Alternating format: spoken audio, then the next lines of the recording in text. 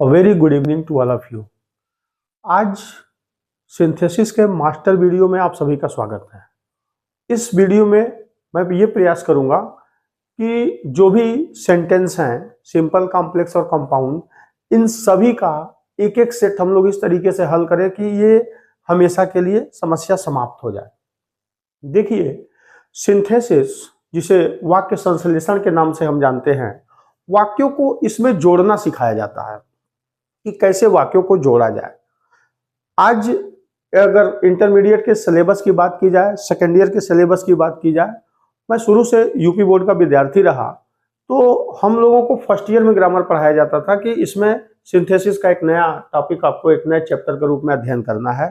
तो first year में आने के बाद पहली बार पता चला कि सिंपल सेंटेंस वही है जिसको हम लोग क्लास 6 से लेके 10 तक पढ़ते चले आ रहे हैं, लेकिन किसी भी क्लास में किसी भी टीचर ने ये नहीं कहा कि बेटा जिसे प्रेजेंट इंडेफिनिट समझ रहे हो, प्रेजेंट कंटीन्यूअस का एक सेंटेंस समझ रहे हो, इसी को सिंपल सेंटेंस भी कह सकते हैं क्योंकि फाइनाइट वर्ब की संख्या इसमें एक है।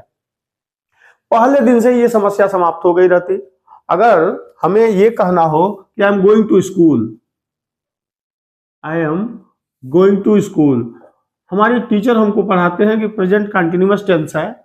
इसी हाथ अगर हमें ये बता दिया होता कि इसमें फाइनाइट वर्ब की संख्या केवल और केवल एक है, तो बेटा आगे पढ़ना पड़ेगा यही सिंपल सेंटेंस भी है। अगर सिंपल सेंटेंस की धारणा हम लोगों की समझ में आ गई रहती कि sentence which has only one finite verb, तो कॉम्प्लेक्स और कंपाउंड तो कोई समस्या ही नहीं है। समस्या तब हो जाती है जब हम सिंपल की भी शुरुआत फर्स्ट ईयर में, सेकेंड ईयर में आने के बाद करते हैं। क्लास 6 से, क्लास 6 के और नीचे से, 5th से 4th, जहां से भी आपको सुविधा हो, जहां भी वाक्य देखिए, यदि उसमें फाइनाइट वर्ब की संख्या, वो वर्ब जो टेंस का निर्माण करती है, by which a sentence can be recognised, the tense of the sentence is known as finite verb. Those verbs which can be changed according to their tense, person and pronoun are known as finite verb। ऐसा वाक्य जिसके verb को हम tense, person और pronoun के परिवर्तित करने के बाद उसके रूप को बदल सके, वो फाइनाइट वर्ब। अगर ऐसे वर्ब की संख्या वाक्य में एक है, वो वाक्य सिंपल है, काम खत्म। अब बात आएगी कॉम्प्लेक्स और कंपाउंड की, तो वो हम लोग समझ लेंगे। अगर एक वाक्य है, एक वर्ब है, तो सिंपल है, कोई दिक्कत नहीं। अब ऐसा वाक्य आपके सामने आ जाए कि I have a car which is costly, which is costly. अगर पहला क्लास 10th के पहले बच्चे को बता दिया गया है, तो इस वाक्य को तो कोई भी बच्चा बता सकता है कि यहां हैव और इज दो वर्ब दिख रही हैं, इसका मतलब ये सिंपल नहीं है, सीधी सी बात। तो वो कॉम्प्लेक्स होगा या कंपाउंड होगा। और कॉम्प्लेक्स कंपाउंड को भी समझना बहुत कठिन काम नहीं है, लेकिन स्टार्टिंग सही नहीं है। हमें ये फर्स्ट ईयर में आने के बाद बताया जाता है कि ये सिंपल है, ये सिंपल का ये पार्ट है, इसको इस तरीके से प्रयोग करना है। यहां से थोड़ी सी कंफ्यूजन शुरू हो जाती है जो लास्ट तक बनी रहती है। ठीक है, आगे बढ़ते हैं इसी क्रम में। सिंपल सिंथेसिस में, जिसे आप वाक्य संश्लेषण के नाम से जानते हैं, वाक्य संश्लेषण, जोड़ कह लीजिए ना, आसान भाषा में वाक्य को जोड़ना हम सीखते हैं। तो वाक्य को जब हम जोड़ेंगे तो 3 प्रकार का वाक्य बनकर तैयार होता है, सिंपल, कॉम्प्लेक्स और तीसरा कंपाउंड। ओके, ये 3 प्रकार का वाक्य आपके सामने बनके तैयार होगा। सिंपल वो है जिसमें फाइनाइट वर्ब की संख्या केवल और केवल एक। कॉम्प्लेक्स सेंटेंस वो है जिसमें एक प्रिंसिपल क्लॉज हो, एक सबऑर्डिनेट क्लॉज हो, और कंपाउंड वो है एक प्रिंसिपल हो और एक कोऑर्डिनेट क्लॉज हो। बात खत्म, बस सीधी सी तो बात।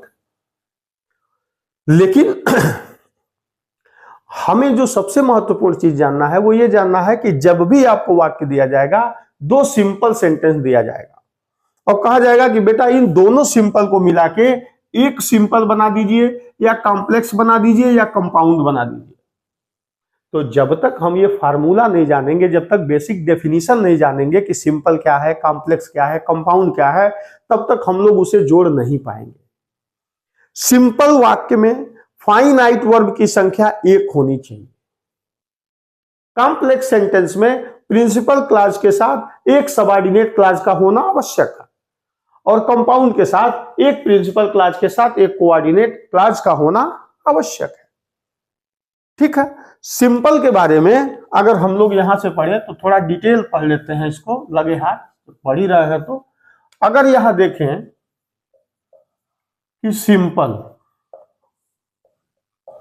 क्या है, a sentence which has only one finite verb. Finite verb की संख्या कितनी हो, केवल और केवल एक।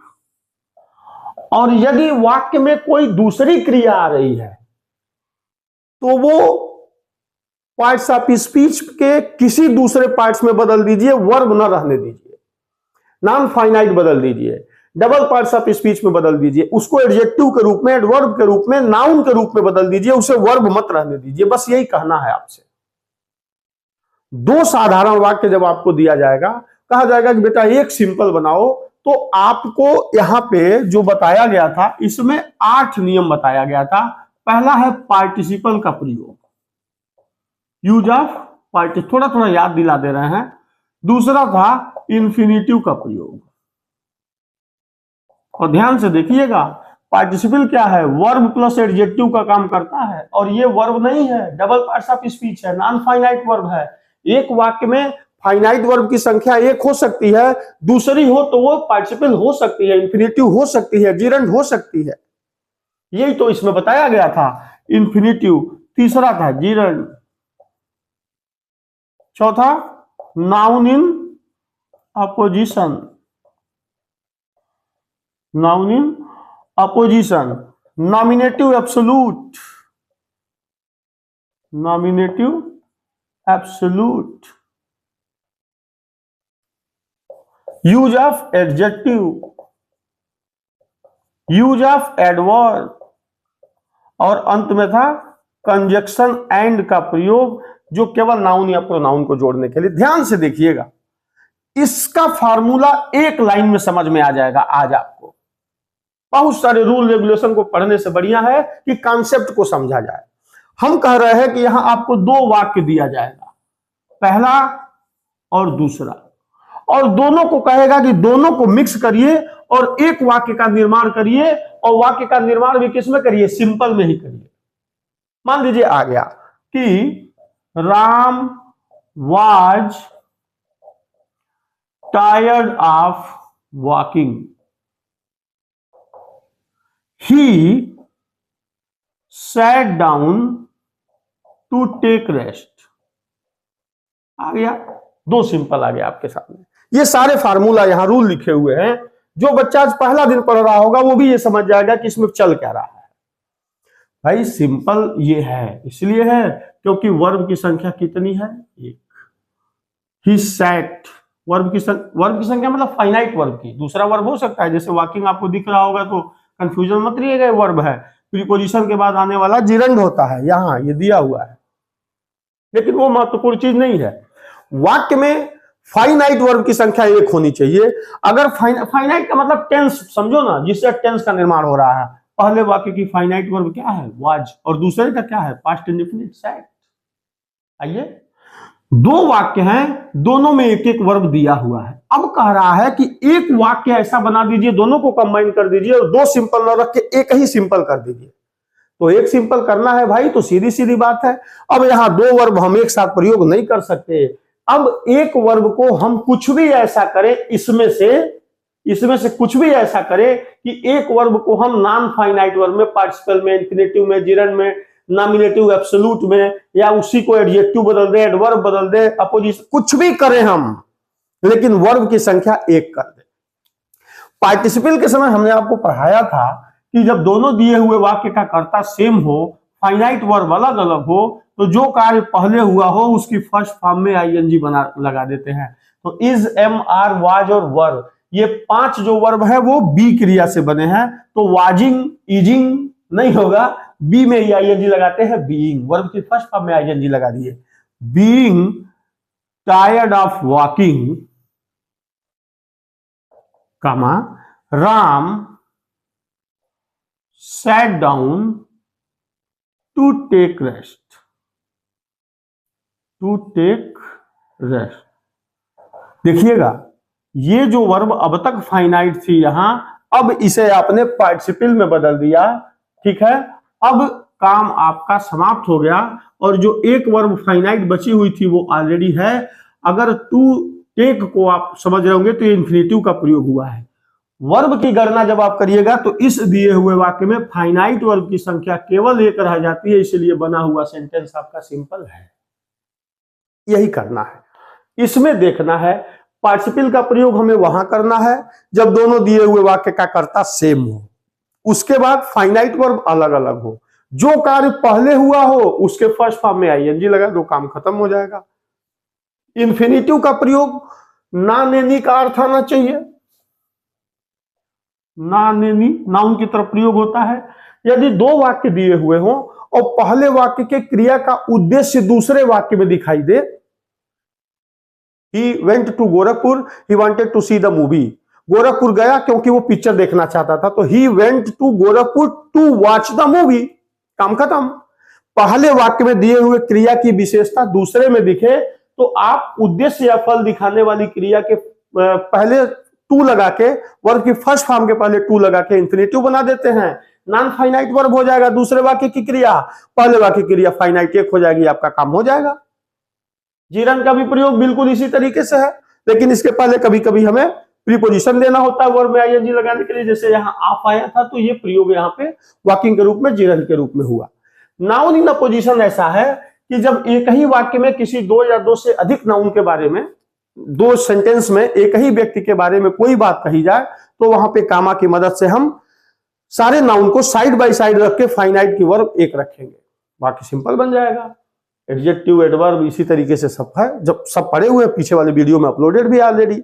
आज ये बताने का केवल ये उद्देश्य था कि यहां दो सिंपल अगर हम दे रहे हैं और एक सिंपल बनाना है तो फाइनाइट की संख्या यहां पे आपको एक ही रखनी है।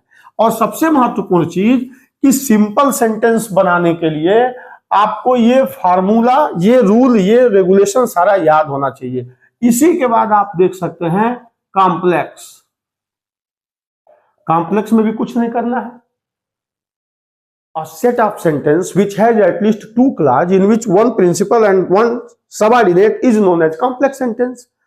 वाक्य का ऐसा रूप जिसमें कम से कम दो क्लाज हो, एक प्रधान वाक्य हो, दूसरा आश्रित उपवाक्य हो, मिलकर वो मिश्रित वाक्य बनाता है, सीधी सी परिभाषा है। लेकिन समस्या ये है कि principal clause plus subordinate clause ये दोनों मिलके कॉम्प्लेक्स बनाएंगे। अब ध्यान दीजिएगा, क्लाज क्या है ये महत्वपूर्ण है जानना, क्योंकि अब तक आप वाक्य पढ़ रहे थे, यहां पहली बार आपको क्लाज मिलेगा पढ़ने के लिए। वाक्य का वह रूप जिसका अपना खुद का सब्जेक्ट और खुद की क्रिया हो क्लाज कहलाता है। ठीक, वाक्य का, बड़े वाक्य का वो छोटा सा रूप जिसका खुद का कर्ता हो, खुद की क्रिया हो, वो क्लाज कहलाता है। Small part of a large sentence which has its own subject as well as finite verb is known as clause. Principal clause क्या है? प्रधान वाक्य अपना पूरा अर्थ देता है, लेकिन सबऑर्डिनेट क्लाज वो होता है जो अर्थ के लिए कभी कभी प्रिंसिपल क्लाज के ऊपर डिपेंड करता है। और ध्यान देने वाली बात इसमें यह है कि इसी सबऑर्डिनेट क्लाज में तीन होते हैं, नाउन क्लाज, दूसरा एडजेक्टिव क्लाज, तीसरा एडवर्ब क्लाज। एडवर्ब क्लाज, ध्यान से समझिए इस बात को और ये खत्म करिए इसको। प्रिंसिपल क्लाज के साथ अगर सबऑर्डिनेट क्लाज आता है तो उसमें या तो नाउन क्लाज होगा, नाउन क्लाज नहीं होगा तो एडजेक्टिव क्लाज होगा, एडजेक्टिव क्लाज नहीं होगा तो एडवर्ब। इन तीनों क्लाज में से कोई ना कोई एक क्लाज प्रिंसिपल क्लाज के साथ होगा, तभी बना हुआ सेंटेंस कॉम्प्लेक्स कहलाएगा। कुछ करना ही नहीं है आपको, यहां पे इसी रूप को आपको ध्यान रखना है कि कॉम्प्लेक्स बनाने के लिए जिस सबऑर्डिनेट क्लाज को आपको पढ़ना है वो तीन प्रकार का होता है। इसका रूल समझ लीजिए कि इसी तीन से बनता है। नाउन क्लाज को पिछले वाले वीडियो में आप देखिएगा तो इसके 5 एप्लीकेशन को subject to a verb, object to a verb, complement to a verb, object of a preposition और केस इन अपोजिशन ये पढ़ाए थे। एडजेक्टिव क्लाज में कोई काइंड्स नहीं होता। और यहां पे पढ़ाए थे time, place, reason, condition, comparison, contrast, purpose, manner और रिजल्ट। ये एडवर्ब ऑफ टाइम प्लेस ये है। इससे आपका जो सेंटेंस बन के तैयार होगा वो कॉम्प्लेक्स तैयार होगा। और तीसरा और अंतिम इसमें जो है वो है कंपाउंड, वो है कंपाउंड। तो कंपाउंड में भी प्रिंसिपल प्लस कोऑर्डिनेट, क्या है, कोऑर्डिनेट। तो एक प्रिंसिपल होगा और दूसरा को मतलब होता है इक्वल। अब ये डिपेंड नहीं होगा, इक्वल होगा किसके, प्रिंसिपल के। प्रिंसिपल के बिल्कुल समान होगा। कैसे भाई, इसके कितने प्रकार हो जाएंगे, इसके 4, कुमुलेटिव, अल्टरनेटिव, एडवर्सेटिव और चौथा और अंतिम हो जाएगा आपका इलेटिव। ये 4 वो हैं जो कंपाउंड सेंटेंस का निर्माण करेंगे। अब यहां सारा चार्ट आपके सामने है। सिंपल पढ़ना है, इसका प्रयोग करिए। कॉम्प्लेक्स पढ़ना है, इसका प्रयोग करिए। कंपाउंड बनाना है, इसका प्रयोग करिए। और सबसे बेहतरीन तो ये होगा कि हम यहीं पे आज आपको थोड़ा सा एक्सरसाइज वर्क के रूप में एक वर्क दे रहे हैं। जैसे मान लीजिए अगर हम कहें, अभी एक एग्जांपल आप लोगों ने सॉल्व किया कि Ram was tired of walking. अभी एग्जांपल में समझाए थे इसे। दूसरा सेंटेंस आ जाएगा सिंपल का, ही sat down to take rest, to take rest। अब देखिएगा, क्योंकि तीनों यहां है, सिंपल भी है, कॉम्प्लेक्स भी है, कंपाउंड भी है। वीडियो ऑलरेडी आप देख चुके हैं। अब इसका एक मास्टर सॉल्यूशन है, कैसे बनना है। हम कह रहे हैं, अभी आपने बना दिया था कि दोनों दिए हुए वाक्य का कर्ता सब्जेक्ट हो, फाइनाइट वर्ब अलग अलग हो, तो आप क्रिया की फर्स्ट फॉर्म में, चूंकि वाज जो है वो बी का रूप है, तो बीइंग में लगा देते हैं, being tired of walking. Simple बना रहे हैं इसका, walking, Ram sat down to take rest. ठीक है। अब अगर बेटा इसी को कह दे कि नहीं कॉम्प्लेक्स बनाइए, अब इधर आ जाइए फटाक से, कि एक को Ram was tired of walking, ये तो मान लीजिए प्रिंसिपल की तरह दिख रहा है, he sat down to take rest, इसी को हम इसमें से कुछ ऐसा कर दें तो ये वाक्य मेरा कंप्लीट हो जाएगा। अब हालांकि noun clause, adjective clause, adverb clause तीनों क्लॉज आप पढ़े हैं, कितना आप समझ पा रहे हैं, कितना उसमें से आप निकाल पा रहे हैं इस सेंटेंस को कंप्लीट करने के लिए। लेकिन अगर हम ये कहें कि Ram was tired of walking, Ram walking करते करते थक गया था, he sat down to take rest, वो आराम करने के लिए बैठ गया। इस वाक्य को नाउन क्लॉज की तरह प्रयोग करें या एडजेक्टिव के रूप में देखें, दोनों नहीं समझ में आ रहा है। एडवर्ब में चले तो टाइम, प्लेस, रीजन, यहां वो बैठा आराम करने के लिए क्योंकि वो थका हुआ था। अगर रीजन का हम यहां से बिकॉज निकाल लें और दोनों क्लॉज को हम जोड़ने का प्रयास करें तो सेंटेंस कॉम्प्लेक्स बन जाएगा। क्या हो जाएगा, तब ऐसे बदल देंगे इसको कॉम्प्लेक्स में कि Ram sat down to take rest, to take rest because he was tired of walking. काम हो गया आपका, कॉम्प्लेक्स बन गया क्योंकि वो थका हुआ था। ठीक। अब कह रहा है कि नहीं साहब, इसी दोनों सिंपल को जोड़िए और जोड़ के जरा कंपाउंड बना दीजिएगा। तो कंपाउंड का भी वीडियो आप देख चुके हैं, कंपाउंड भी आप जानते हैं, कुमुलेटिव में एंड, अल्टरनेटिव में आइदर आर, एडवर्सेटिव में बट या एट, और इलेटिव में देयरफॉर, सो, हेंस, बहुत सारे हैं। तो अब कह रहा है कि इसमें से जोड़िए, तो अर्थ तो वही है कि Ram was tired of walking, Ram टहलने से थक गया और बैठ गया, काम खत्म, जुड़ने वाला है। मतलब Ram was tired of walking, और यहीं अगर हम कंजक्शन लगा के एंड जोड़ दें, and he sat down to take rest, तो कुमुलेटिव का प्रयोग करके आपने उसे कंपाउंड भी बना दिया। नहीं समझ में आया होगा, कोई दिक्कत नहीं है। दूसरा देखिए, जैसे एक्सरसाइज में एक्समेन परफेक्ट, अभ्यास जब तक आप नहीं करेंगे, इसमें सिंपल जब कहेगा तो आपके संज्ञान में होना चाहिए कि फाइनाइट की संख्या 1 रखनी है। द सन, सिंपल है ये पहला, द सन रोज। दूसरा है द फॉग डिसअपियर्ड। देखिएगा, हालांकि पहले दिन पार्टिसिपल पढ़ाते समय यहां मैंने कहा था कि दोनों दिए हुए वाक्य का कर्ता सेम होना चाहिए, यहां अलग अलग हो गया। सन और फाग, सूरज निकला, कोहरा गायब हो गया। लेकिन नॉमिनेटिव एब्सोल्यूट याद करिएगा, नॉमिनेटिव एब्सोल्यूट पढ़ाते समय ये आया था कि यदि दोनों वाक्यों का कर्ता अलग अलग हो और दोनों वाक्य में कार्य कारण का संबंध हो, काज एंड रीजन, पहला काम होगा तो दूसरा होना ही होना है। सूरज उगेगा तो फाग डिसअपियर हो जाएगा, दोनों में कार्य कारण का संबंध है। इस कंडीशन में भी हम पहले दिए हुए वाक्य के कर्ता को एब्सोल्यूट कर देते हैं, और उसके लिए रूल बताया गया था कि वर्ब की थर्ड फॉर्म में हैविंग और वर्ब की थर्ड फॉर्म का प्रयोग करते हैं। यहां पे जो सन हैविंग राइजन कमा the fog disappear, the fog disappeared. देखिएगा, हैविंग राइजन जैसे आपने कहा, इस रोज को, इस फाइनाइट वर्ब को आपने पार्टिसिपल में बदल दिया, इसी पार्टिसिपल में, परफेक्ट पार्टिसिपल में। तो कहने का मतलब यहां कि पहले वाक्य में फाइनाइट की संख्या कितनी हो गई? एक। यही करना है आपको, इसी एप्लीकेशन में से किसी एक का प्रयोग करके बनेगा। बन गया, पहले दिए हुए वाक्य का कर्ता दूसरे वाक्य का कर्ता अलग अलग है, दोनों में कार्य कारण का संबंध है। नॉमिनेटिव एब्सोल्यूट हम पहले दिए हुए वाक्य कर्ता को एब्सोल्यूट कर देंगे पार्टिसिपल का प्रयोग करके, और इस वर्ब को जो अब तक यहां रोज फाइनाइट के रूप में था, जैसे हैविंग किया राइजन, ये परफेक्ट पार्टिसिपल के रूप में प्रयोग हो गया, नॉन फाइनाइट वर्ब हो गया। अब जो बची हुई है वाक्य, अब जो वर्ब बची हुई है वो फाइनाइट है, आपका काम हो गया। लेकिन बेटा अगर इसी को कह दे कॉम्प्लेक्स बनाइए, तो आप कहां आ जाएंगे? इधर आ जाएंगे।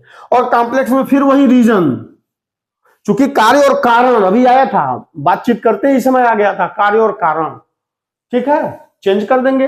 द फॉग डिसअपियर्ड, कोहरा गायब हो गया, बिकॉज द सन रोज, सूरज उग चुका था या उगा था, बिकॉज लगा देंगे यहां, तो आपका काम हो जाएगा। हालांकि नाउन क्लास एडजेक्टिव क्लास का एग्जांपल अभी नहीं आ रहा है, आएगा आगे। अब अगर इसी को कह दे कि नहीं नहीं कंपाउंड बनाइए, तो क्या दिक्कत है भाई? कंपाउंड करिए, कंपाउंड इसको बनाइए, इसमें से किसी एक का प्रयोग करना है, कर लीजिए। कह रहा है सूरज उगा और कोहरा गायब हो गया, कुछ नहीं करना है, एंड नामक कंजक्शन से कुमुलेटिव का प्रयोग कर देना है, दोनों वाक्य परस्पर आपस में जुड़ जाएंगे, आपका काम हो जाएगा। इसका फिर एक एग्जांपल देखिए ध्यान से। सिंपल में फाइनाइट की संख्या एक ही रखनी है। अगर हम कह दें कि I have a big house, I have a big house, और छोटा आसान बताते हैं, it is beautiful, it is beautiful. दो सिंपल वाक्य आया, पहले वाक्य की फाइनाइट वर्ब हैव, दूसरे वाक्य की इज। कह रहा है दोनों को मिला के एक सिंपल बनाइए। I have a big house, मेरे पास एक बड़ा सा घर है, वो घर है कैसा? Beautiful, use of adjective. इस ब्यूटीफुल को उठा के हाउस के पास रख दीजिए, क्या बन जाएगा? I have a big beautiful house, beautiful house. ये आपका सिंपल बन गया, क्योंकि ये जो ब्यूटीफुल है नाउन के पास आ गया, इज वर्ब की आवश्यकता समाप्त हो गई, फाइनाइट वर्ब की संख्या एक रह गई, सिंपल बन गया। लेकिन अगर इसी को कॉम्प्लेक्स कह देता, तो चूंकि यहां एडजेक्टिव का प्रयोग किए हैं, यहां वाक्य तो हम ऐसे रहने देंगे, लेकिन एडजेक्टिव क्लॉज की प्रयोग कैसे करेंगे? आप कर देंगे कि I have a big house, ध्यान रखिएगा, लेकिन अब इसे क्लॉज के रूप में बनाना पड़ेगा, which is beautiful, which is beautiful. अब देखिएगा, विच इज ब्यूटीफुल ये पहले वाले क्लास के ऊपर डिपेंड है, और ये एडजेक्टिव क्लास की भूमिका में है। कॉम्प्लेक्स में यही तो होता है, प्रिंसिपल के ऊपर डिपेंड होता है, आपका काम हो गया। अगर इसी को कह दे नहीं साहब कंपाउंड बनाइए, तो कंपाउंड में मेरे पास एक घर है और यह सुंदर है, एंड से जोड़ेंगे तो ये भी जुड़ जाएगा, कंपाउंड भी बन जाएगा, ठीक है। बेसिक चीज इसमें यह है, इसके कॉन्सेप्ट को अगर आप समझ पाएंगे तो निश्चित रूप से कोई दिक्कत नहीं होगी। अगर हम कह दें speak the truth, speak the truth पहला, दूसरा यू नीड नॉट, कुछ भी आप कह सकते हैं, यू नीड नॉट फियर या worry, you need not fear, डरने की आवश्यकता नहीं है, यू नीड नॉट वरी, चिंता करने की आवश्यकता नहीं। स्पीक द ट्रूथ, सत्य बोलो, यू नीड नॉट फियर, तुम्हें डरने की आवश्यकता नहीं है। दोनों सिंपल है, दोनों सिंपल को मिला के एक सिंपल बनाइए। स्पीक द ट्रूथ, इसी को अगर हम कह दें कि स्पीक द ट्रूथ, और यहां अब ये सब करने की आवश्यकता नहीं है, यहां सीधे लगा दें विदाउट फियर। तो ये जो एप्लीकेशन है, use of preposition before noun and gerund, preposition का जैसे प्रयोग आएगा ये नाउन के रूप में प्रयोग हो जाएगा। और आप देखिए कि स्पीक द ट्रूथ, इसमें वर्ब की संख्या, फाइनाइट वर्ब की संख्या कितनी रह गई? एक, आपका काम हो गया। लेकिन इसी को उठा के कह दे कॉम्प्लेक्स बनाइए, कह रहा है speak the truth, you need not fear, सत्य बोलो, डरने की आवश्यकता नहीं है। अगर इसे हम कॉम्प्लेक्स की तरफ ले चलें तो कॉम्प्लेक्स में नाउन क्लास, एडजेक्टिव क्लास नहीं, एडवर्ब क्लास में आइए तो time, place, reason, condition, condition से आपका काम हो जाएगा कि हम कह दें if you speak the truth, if you speak the truth comma you need not fear, तुम्हें डरने की आवश्यकता, यदि तुम सत्य बोलते हो तो तुम्हें डरने की आवश्यकता नहीं है, काम खत्म। इसी को कह देगा नहीं, इसका कंपाउंड बनाइए, तब आप इसमें देखेंगे, ठीक है। तो इसमें इफ हटाएंगे, होगा स्पीक द ट्रूथ, सत्य बोलो और तुम्हें डरने की आवश्यकता नहीं, एंड से बन जाएगा ये भी, speak the truth and you need not worry, ठीक। अच्छा, एक एग्जांपल इसका और देखिए, अंतिम। कहें अगर कि कालिदास, पहला, Kalidas was a great poet, और दूसरा सिंपल आ जाए कि ही रोट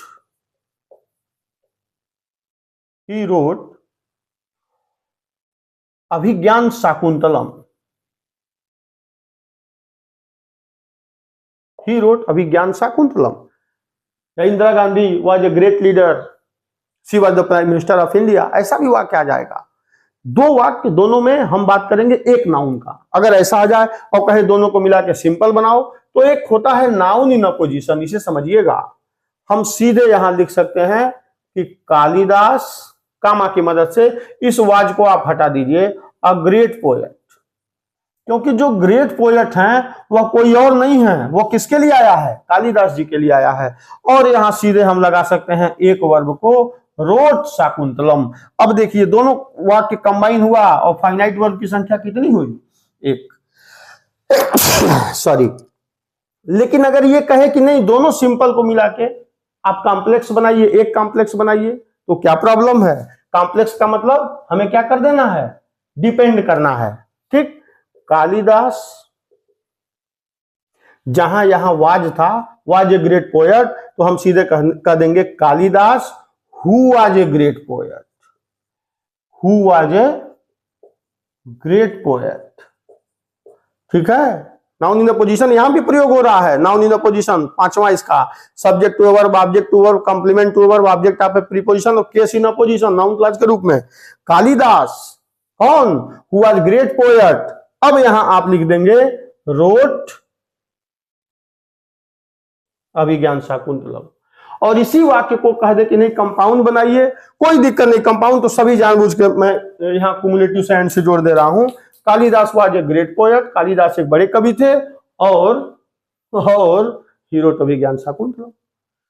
आज के वीडियो में ये जो सारे एक्सरसाइज को आप सिंपल में भी बना रहे हैं, कॉम्प्लेक्स में भी बना रहे हैं, कंपाउंड में भी बना रहे हैं, तो इसका उद्देश्य केवल ये है कि आप इसके एप्लीकेशंस को समझ पाए। और एक छोटे से वीडियो में अगर ये आप इसमें से थोड़ा भी आप निकाल पा रहे हैं तो आपके लिए उपलब्धि है। जितना आप पढ़ेंगे, जितना ज्यादा एक्सरसाइज करेंगे, तो आपका काम आसान होता जाएगा। आज के वीडियो में बस इतना ही। बहुत बहुत धन्यवाद।